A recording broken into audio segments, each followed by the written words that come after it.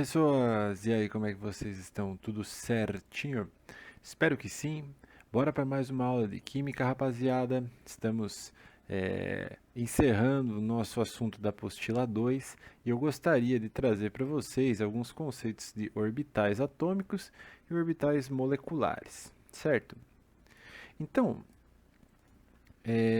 nós chamamos de orbital a região de maior probabilidade de se encontrar determinado elétron em um átomo. Cada subnível lá da distribuição eletrônica que você já aprendeu a fazer apresenta orbitais que são diferentes entre si, né? O subnível S apresenta um tipo de orbital. O subnível P apresenta outro tipo de orbital, D outro, F outro. Cada um tem o seu estilo de orbital, ou seja, o seu estilo de região de maior probabilidade de se encontrar o elétron, certo? E em cada orbital, em cada uma dessas regiões, cabem no máximo 2 elétrons, certo, gente? Essa é a ideia básica a respeito do orbital, né, a respeito da região onde há a maior probabilidade de se encontrar o elétron no átomo, né? Lembra que o elétron está sempre em movimento, se movimentando ao redor do núcleo, e esse movimento do elétron é dado de um jeito muito doido, né? Que hoje em dia a galera estuda ainda e tudo mais, mas é muito difícil de se dizer aonde que está o elétron de fato. Então, se trabalha com probabilidades de se encontrar o elétron e não com certeza de saber exatamente aonde ele está, visto que existe um princípio muito curioso chamado princípio da incerteza, que foi desenvolvido por Heisenberg, né, e você pode dar uma pesquisada aí para saber o que ele significa. Beleza? Eu separei aqui para você ver como que são essas regiões, né, como são esses orbitais. Tá? Então observe que o orbital S é uma esfera. Isso quer dizer que os elétrons que estão no subnível S, se eles forem estudados, a maior probabilidade deles serem encontrados vai ser quando eles estiverem orbitando dentro dessa região ao redor do núcleo, né? Então, olha que legal, além de você compreender que o elétron orbita o núcleo, né? Ele está lá girando ao redor do núcleo e tal, com as suas órbitas, ele também está se movimentando ao longo dessa órbita, né? Ele se movimenta, né? Ele, na verdade, ele se movimenta e tem uma oscilação, né? O elétron oscila, ele tem um comportamento ondulatório. Se a gente for estudar esse elétron e ele estiver se movendo desse jeito, né, como se fosse uma esfera, ali eu vou ter a maior chance de encontrá-lo, né? O subnível P apresenta 3 orbitais diferentes, né? Esses orbitais são na formato de símbolo do infinito, olha só. E cada um deles tem uma orientação de acordo com um eixo tridimensional. Então existe o orbital P orientado no eixo X, o orbital P orientado no eixo Z e o orbital P orientado no eixo Y. Isso quer dizer que o elétron que está no subnível P pode estar girando dessa forma, né? Pode estar girando dessa forma, ou pode estar girando meio que aqui assim na diagonal dessa forma, né? Não quer dizer que com certeza ele vai estar girando assim, mas quando ele estiver girando assim, a probabilidade de eu encontrá-lo nos meus estudos é máxima, ok? Os outros orbitais, por exemplo, os orbitais do subnível D e do subnível F, são orbitais bem mais elaborados, né? Observe que as regiões são mais amplas, né? Então a gente não vai estudá-los agora, né? São muito complexos. Mas eu gostaria de mostrar para você, né, que existem formatos, né, de orbitais. Tá? A gente vai dar mais ênfase com os orbitais S e os orbitais P. Bom, galera, o preenchimento dos orbitais com os elétrons ocorre de acordo com a regra que a gente chama de regra de Hund. Ela foi definida e determinada por esse cara aqui, esse físico chamado Friedrich Hund, cara das antigas, né, da velha guarda. E ele conseguiu definir que quanto maior for o número de elétrons com spin paralelos num orbital incompleto, menor será a energia desse orbital. Isso quer dizer o quê? Isso quer dizer que quando a gente vai preencher um orbital, a ideia é que a gente preencha primeiro os elétrons com o mesmo spin, até completar esse orbital. Por exemplo, até preencher, né, esse orbital pelo menos. Por exemplo, a gente pode representar o elétron com uma setinha para cima ou o elétron com uma setinha para baixo, né? Essa setinha para cima indica um tipo de spin do elétron, que é o jeito que ele vai estar girando ali, que vai influenciar no seu comportamento frente a campos magnéticos e tudo mais, né? Mas a gente representa assim, a gente pode ter um elétron para cima e um elétron para baixo, e elétron virado para cima a gente diz que tem spin oposto, contrário ao elétron com setinha, que a gente representa com uma setinha para baixo, tá? Bom, então quando a gente pega o subnível S, o subnível S tem um orbital, né? Um orbitalzinho lá só, né?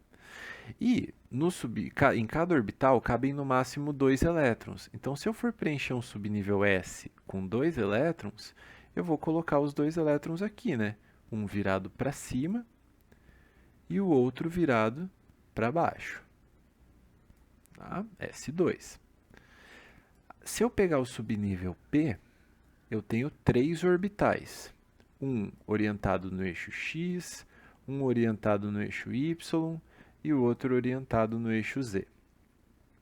Se eu quiser preencher esse subnível com 6 elétrons, eu vou ter que preencher primeiro todos os orbitais com elétrons de mesmo spin, ou seja, todos eles com o elétron virado para cima, setinha para cima, né?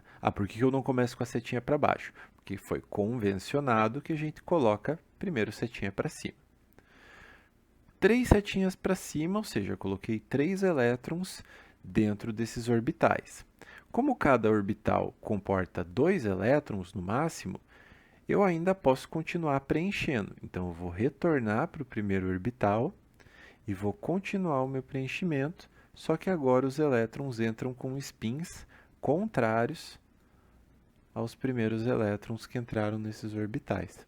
Então, o subnível P apresenta esses 3 orbitais e dentro de cada orbital cabem 2 elétrons. Por isso que o subnível P vai comportar 6 elétrons no máximo, certo? Vocês conseguem compreender isso? Não necessariamente eu tenho que colocar 6. Se eu tivesse aqui P5, por exemplo, vamos atualizar aqui rapidamente. Se eu colocasse aqui, ó, P5, nossa, esse verde aqui não valorizou, né? Deixa eu apagar aqui. Vou colocar uma outra cor, acho que o roxo. P5, ó, o roxo dá uma destacada boa. Olha só, P5, eu tenho 5 elétrons para pôr dentro dos orbitais P. Então, primeiro eu vou colocar os 3 virados para cima, tá? Depois que eu coloquei os 3, eu volto para o primeiro orbital e continuo o meu preenchimento, até finalizar todos os orbitais que eu tinha que colocar ali, certo? Pois bem, note que, né, pode ter orbital que fica com o elétron desemparelhado, né, que é quando o elétron fica sozinho dentro de um orbital. No caso do subnível D e subnível F, eu vou preencher aqui rapidamente, né? O subnível D apresenta 5 orbitais e o subnível F apresenta 7 orbitais, tá? Se eu tiver que colocar 10 elétrons dentro desse subnível D, primeiro eu vou colocar todos eles virados para cima, tá? E depois vou retornar ao primeiro orbital e vou começar a preencher com as setinhas viradas para baixo, tá? No caso D10. E para o F14 fica o mesmo esquema, né? Acho que aqui eu não preciso nem detalhar muito, né? Espero que você já tenha entendido o esquema aqui, né? Que primeiro a gente coloca todos virados para cima, depois todos virados para baixo. Dessa forma, o preenchimento dos orbitais vai seguir a ordem crescente de energia, né? E vai ficar tudo certo ali no átomo, beleza? Cada átomo tem o seu número de orbitais dependendo da sua distribuição eletrônica. Mas o que mais interessa para a gente, galera, são os elétrons e, consequentemente, os orbitais que o átomo apresenta na sua camada de valência. Certo? Que é aquela última camada da distribuição eletrônica. É ela que o átomo vai usar para fazer as ligações químicas. No caso, principalmente aqui as ligações covalentes, né, que é o objeto de estudo dessa última etapa, né, da nossa apostila 2. Beleza? E daí a gente chega no ponto mais crucial da aula, visto que essa é uma matéria um pouco mais abstrata, né, pode-se dizer assim. Você precisa ter bastante imaginação para conseguir visualizar o átomo, né, apresentando um núcleo e apresentando eletrosfera, né, apresentando a distribuição eletrônica. Se vocês estiverem escutando uns miadinhos aí, é porque eu tô com a minha gatinha aqui no colo, tá? E ela tá miando um pouco, eu não sei o que ela quer, mas enfim. Você precisa imaginar tudo isso, né? E também precisa imaginar os elétrons girando ao redor do núcleo, agora com trajetórias e com regiões específicas, né? Que são, no caso, os orbitais atômicos. Beleza? Então vamos lá. Quando dois átomos fazem ligações químicas, eles usam os seus elétrons, certo? E os elétrons, eles compartilham, por exemplo, no caso da ligação covalente, eles vão compartilhar os seus elétrons. E esses elétrons, a gente diz que eles se encontram em regiões específicas ali do átomo, que a gente chama de orbitais atômicos. Quando dois átomos fazem ligação química, os seus orbitais atômicos se sobrepõem. E isso vai gerar o que a gente chama de orbitais moleculares, né? Porque está formando uma molécula, então gera um orbital molecular. Aqui tem uma representação, né, de dois átomos de hidrogênio fazendo uma ligação química, né? Esses dois orbitais atômicos vão gerar orbitais moleculares. Tá? Que foi? Deixa eu dar aula aqui agora. Você quer dar aula no meu lugar? Então vamos lá. A ligação covalente, galera, ocorre pelo compartilhamento de elétrons, então que estão nos orbitais atômicos. A junção de dois orbitais atômicos gera dois orbitais moleculares, que a gente chama de ON, né? Orbital molecular. Um orbital molecular vai se chamar orbital ligante, tá? Ele tem menos energia. E o outro se chama antiligante, ele tem mais energia. Essa ideia de ligante e antiligante está relacionada com a interferência causada por esses dois elétrons do meio do compartilhamento. Caso a interferência seja do tipo construtiva, onde as duas frentes de onda desses elétrons vão se juntar, vai gerar o orbital molecular ligante.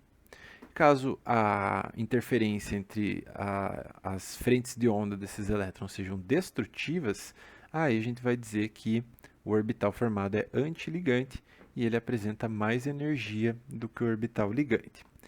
Bom, sempre que ocorre a formação de orbital molecular, vai ocorrer a formação de orbital molecular ligante e de orbital molecular antiligante. Tá? Isso é um fato.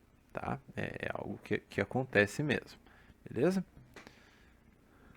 Então, como que funciona essa ideia dos orbitais? Olha que legal que é essa visão.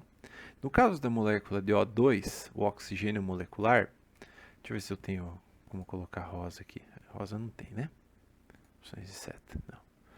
Então, no caso do oxigênio molecular, nós temos cada oxigênio compartilhando um par de elétrons com o outro átomo de oxigênio.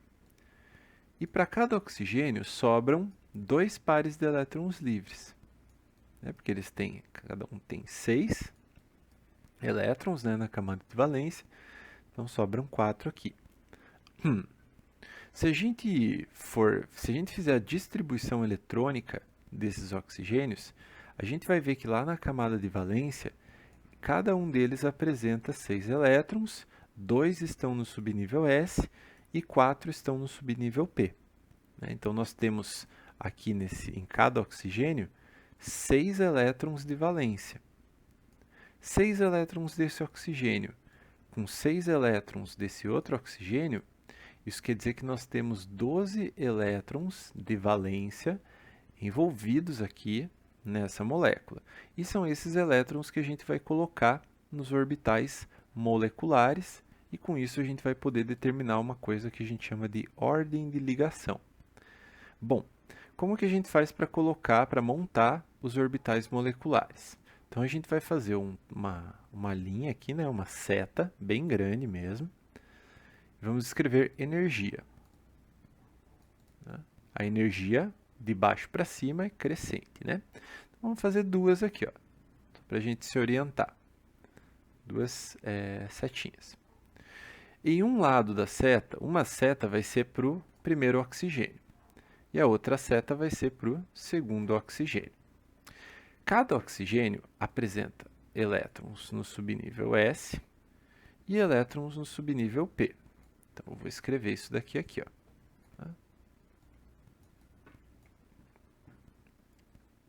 S e P. Agora, a gente vai fazer assim, ó.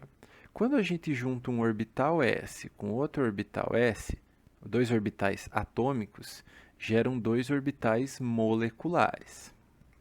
Um deles a gente chama de orbital ligante. Ele tem menos energia. Então, aqui eu vou representar o orbital ligante. E o outro orbital vai ser o orbital antiligante. Ele tem mais energia do que o orbital ligante. Tá? E daí, como que a gente vai colocar esses elétrons do subnível S aqui, né? A gente vai colocar desses 12 elétrons...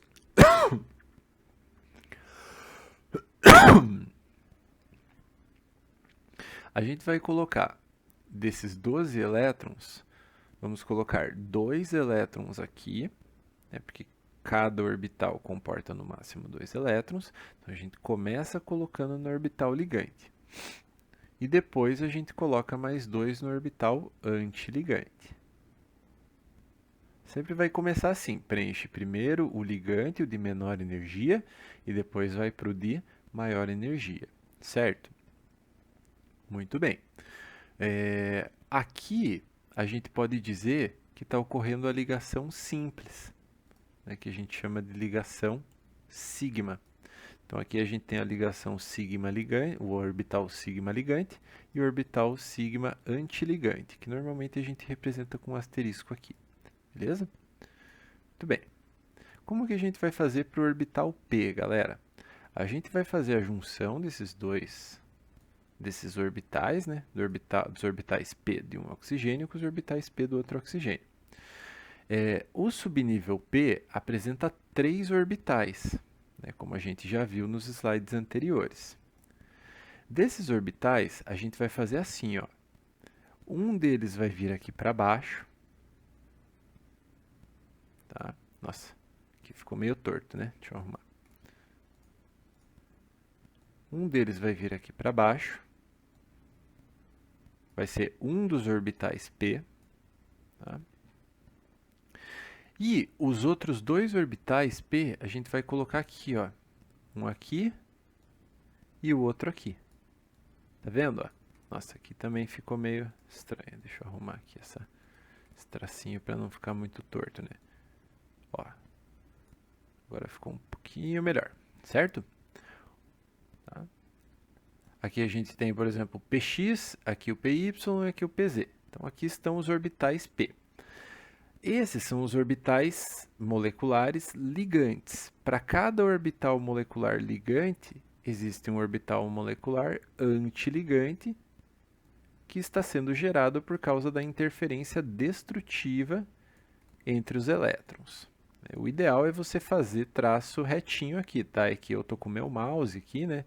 E eu estou usando como mousepad, né? Um pano de tirar pó das coisas aqui, né? Então, vocês vão me perdoar e né, com esse esquema, beleza? Muito bem, galera. Agora vamos preencher esses orbitais moleculares aqui para ver como que vai ficar a estrutura, né, desses orbitais. Então, dos 12 que a gente tinha lá no início, nós já colocamos 4 aqui nos orbitais S, né? Então, a gente ainda tem 8 elétrons para colocar. Como que a gente vai fazer agora para preencher esses 8 elétrons? Eu venho aqui no primeiro orbital de menor energia e coloco os 2 elétrons, né? Aqui e aqui. Então, agora faltam 6 elétrons. Vou nos próximos orbitais de menores energias e vou colocar aqui, ó, um elétron nesse primeiro e vou para o segundo e coloco outro para cima, né, de acordo com a regra de Hund, o princípio de exclusão de Pauli, né, e assim por diante. Coloquei 2, mas ainda cabem mais elétrons aqui, então eu vou colocar mais 2 elétrons para finalizar esse orbital.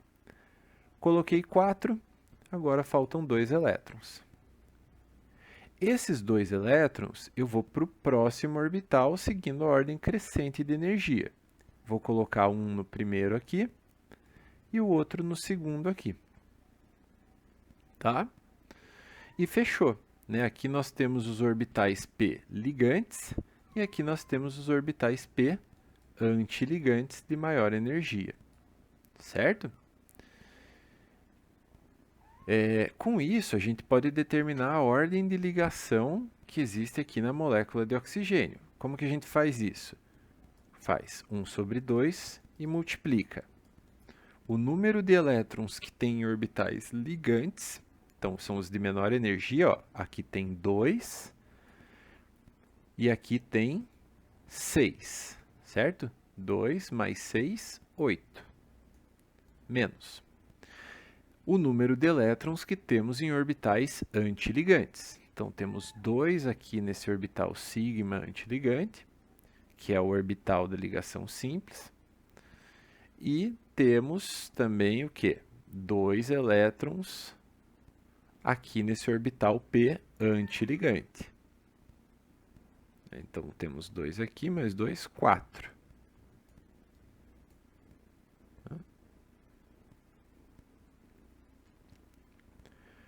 8 menos 4, 4. 4 dividido por 2, 2. Então, a ordem de ligação aqui é 2. Essa ordem de ligação vai estar relacionada com a estabilidade da ligação química, né, e com a quantidade de energia necessária para quebrar essa ligação. Quanto mais próxima de zero, menos energia vai ser necessária para romper a ligação química, beleza? No caso da molécula de F2, se a gente for analisar como que ficam os orbitais moleculares aqui para ela, como que vai ser? No caso, nós temos os flúors fazendo compartilhamento de elétrons, né? De um par de elétrons aqui, né? Entre eles. E sobrando 3 pares de elétrons livres em cada flúor, né? Porque eles são halogênios e tem 7 elétrons na camada de valência. A camada de valência do flúor é 2s2, 2p5. Ou seja, nós temos 7 elétrons nesse primeiro flúor e temos também 7 elétrons nesse segundo flúor, o que totaliza 14 elétrons de valência. Se a gente colocar isso nos orbitais moleculares, como que isso vai ficar, né?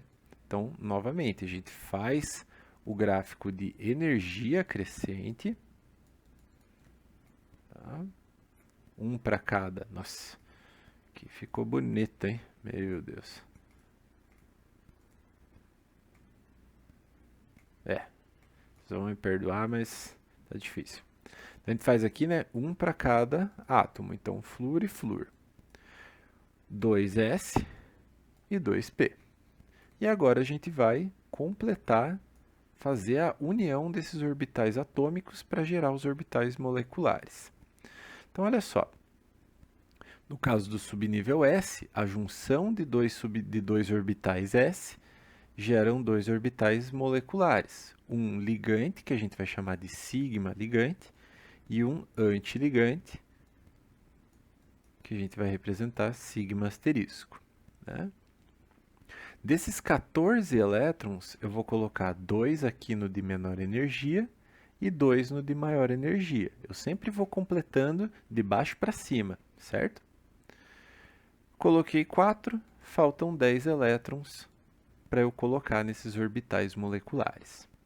Para o caso do subnível P, nós vamos ter sempre o seguinte: um orbital molecular aqui para baixo, ligante, que cabe 2 elétrons, seria o Px, por exemplo. E vamos ter mais 2 orbitais moleculares aqui em cima, cada um cabe 2 elétrons, seria o Py e o Pz, por exemplo. E para cada orbital ligante, nós temos um orbital antiligante de maior energia. Certo? Legal. Agora a gente tem que colocar esses 10 elétrons aqui dentro. Então vamos sempre de baixo para cima, seguindo a regra, né? Então aqui eu tenho um orbital que cabe 2 elétrons.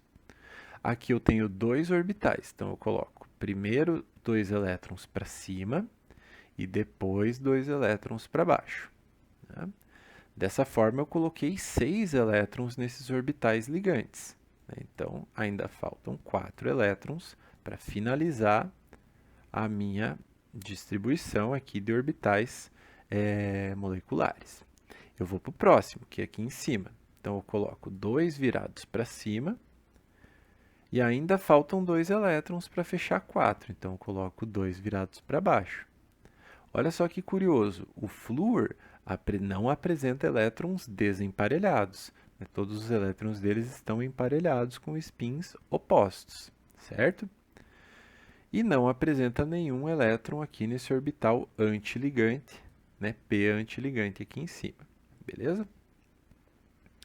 Pois bem, gente, a ordem de ligação aqui para o flúor nessa molécula vai ser meio que multiplica número de elétrons em orbitais ligantes.